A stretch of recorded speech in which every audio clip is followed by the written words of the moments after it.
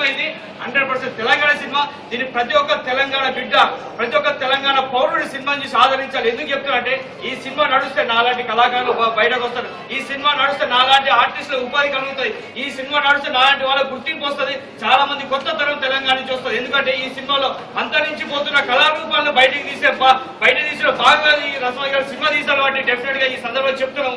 ఎంత దుర్మార్గం అంటే ఈ రోజు పేపర్లో చూస్తే వారం రోజులతో వచ్చే సినిమాను ఈ రోజున ఈ దేవి థియేటర్లో ఈ సినిమా ఇస్తున్నాం అంటే సైకలాజికల్ మనుషుల్లో దెబ్బతీయడం. ఇది ఆంధ్రాల కుట్ర. వాళ్ళు ఎందుకంటే చాప కింద నీళ్ళలాగా థియేటర్ ఇచ్చినట్టు యాక్టింగ్ చేస్తూ మన సైకలాజికల్ దెబ్బతీయడం. ఆ సినిమా బాగాలేదని చెప్పేసి వాళ్ళు చెప్పకుండా పేపర్ ద్వారా వాళ్ళు క్రియేట్ చేస్తున్నారు. ఎందుకంటే ఈ సినిమా పట్ల అన్ని థియేటర్లో కూడా SMS సినిమా వస్తుంది.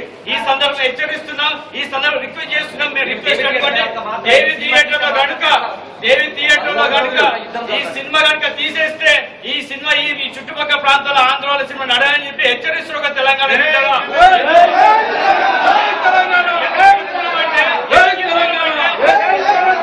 ఎందుకు ఈ మాట చెప్తున్నా, ఎందుకు ఈ బాధతో చెప్తున్నా అంటే ఇది మహేష్ బాబు సినిమా కాదు, పవన్ కళ్యాణ్ సినిమా కాదు, ఎన్టీఆర్ సినిమా కాదు.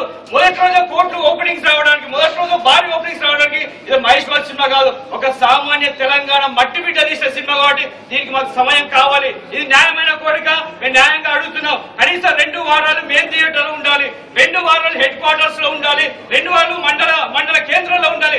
ఏ ఒక్క థియేటర్ తీసినా గానీ దాని తర్వాత పరిణామాలకు ఆంధ్ర సినిమా పరిశ్రమ కావచ్చు, డిస్ట్రిబ్యూషన్ పరిశ్రమ కావచ్చు, మీరు బాధ్యత వహించాల్సి వస్తుందని హెచ్చరిస్తూ సెలవు తీసుకుంటున్నారు.